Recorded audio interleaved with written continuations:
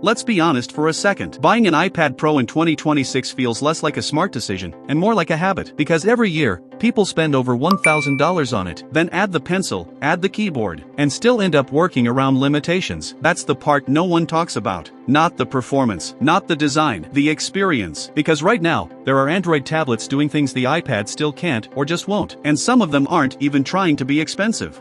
Here's what surprised me. One of the tablets on this list can literally replace your phone, your laptop, and still cost less than an iPad setup. And somehow, people are still ignoring it. So yeah, let's talk about the tablets that actually make sense right now.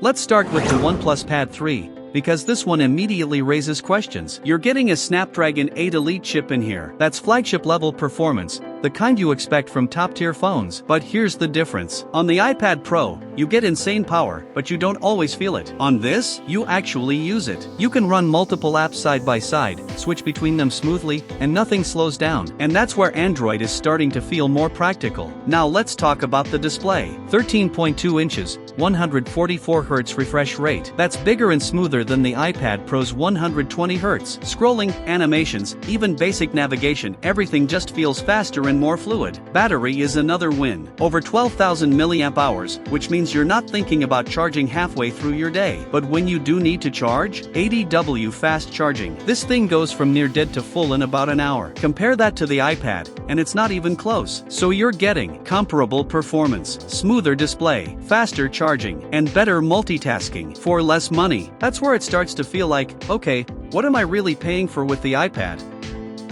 Moving on, the Samsung Galaxy Tab S11 is where things start to feel a lot more complete. You're getting flagship level performance here, paired with up to 12 GB of RAM. So whether you're multitasking, editing, or running heavy apps, it handles it without slowing down. But here's where the Samsung Galaxy Tab S11 separates itself. It supports 5G with NanoSIM and eSIM, meaning you can actually make calls, send texts, and stay connected without needing your phone. That's something the iPad Pro still doesn't fully offer. Now let's talk about the display on the Samsung Galaxy Tab S11. You're getting a dynamic AMOLED panel with up to 1600 nits brightness. So you're looking at deeper blacks, better contrast, and a screen that actually holds up outdoors. Compared to the iPad, this just feels more vibrant and alive. And then there's the S Pen included in the box. No extra cost. And it's not just included, it's actually good. Low latency, great pressure sensitivity, perfect for notes, drawing, or even professional work. Now here's the real shift with the Samsung Galaxy Tab S11 DeX mode. Switch that on, and this stops feeling like a tablet. You get resizable windows, a proper taskbar, real file management. It's a desktop experience, not a limited version, a real one. Software-wise, the Samsung Galaxy Tab S11 is also set for the long run, with up to 7 years of updates. So you're not replacing this anytime soon. Charging comes in at 45W fast charging, not the fastest, but reliable. And you also get a micro SD card slot, which means you're not locked into expensive storage upgrades. Now the downside? Battery can be inconsistent sometimes, especially on standby. But overall, with the Samsung Galaxy Tab S11, you're getting a tablet that can replace your phone, a better display experience, a stylus included, and a real desktop mode. That's a level of flexibility the iPad Pro still hasn't matched.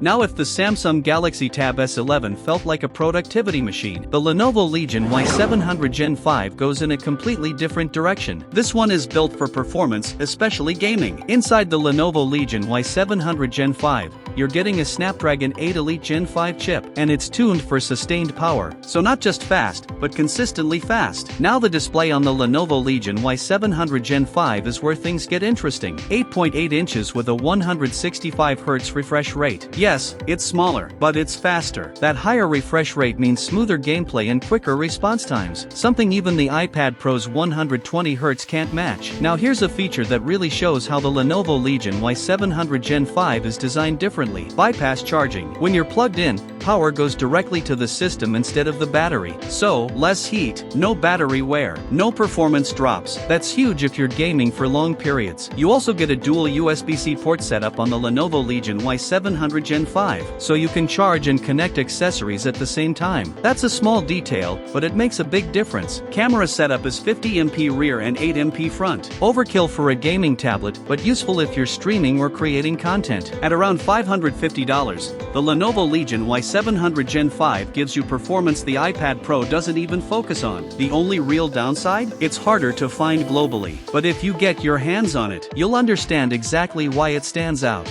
Now this is where things get a little uncomfortable for Apple, because the Xiaomi Pad 8 completely shifts the conversation on price. At around $364, the Xiaomi Pad 8 is way cheaper, but doesn't feel like it. You're still getting a 144Hz display, so scrolling, animations, everything feels just as smooth as premium tablets. Battery comes in at around 9,200 mAh, which easily gets you through a full day. And charging is 45W fast charging, so you're not waiting forever to top up. Performance on the Xiaomi Pad 8 is solid for everyday use. Streaming, work, even some gaming, it handles it comfortably. And then Xiaomi adds features you don't expect at this price, like reverse charging, so your tablet can actually charge your phone or earbuds. And an IR blaster, which means you can control TVs, ACs, and other devices directly. Now the strange part with the Xiaomi Pad 8? No fingerprint sensor. In 2026, that's a weird omission. You're stuck using Face Unlock or PIN, which you'll notice daily. But even with that, the Xiaomi Pad 8 gives you premium level smoothness, strong battery life, useful extra features, at a price that makes the iPad Pro look very expensive.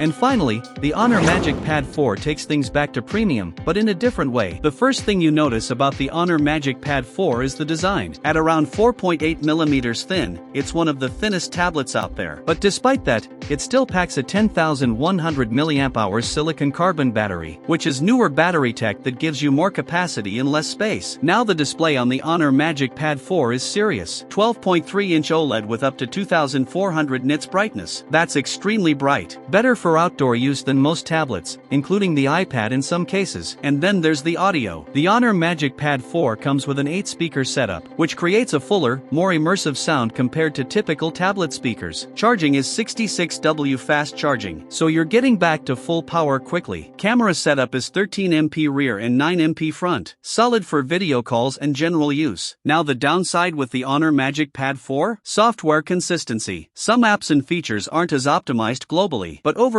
the HONOR MagicPad 4 gives you ultra-thin premium design, extremely bright display, powerful audio, fast charging, and a level of hardware innovation Apple hasn't really pushed recently.